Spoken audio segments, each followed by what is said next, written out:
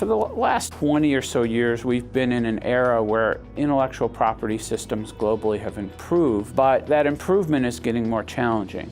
In some respects, the strategies we've used to improve the global IP system are a victim of their own success. 20 or so years ago, if you wanted to become a member of the World Trade Organization, you had to sign on to another treaty and agree to improve your IP standards. You had to impose minimum standards.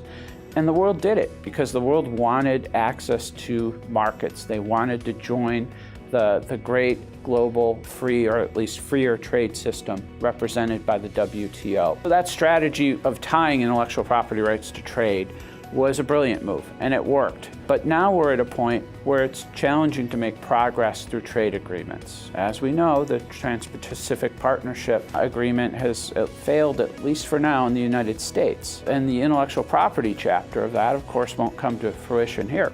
Trade agreements still remain a possibility, but we also need to convince countries to work together one by one and improve their own laws. Our panel discussed ways in which countries can collaborate under non-binding agreements, but how they can share best practices, how we can have our judges talk to each other about how to adjudicate an intellectual property case.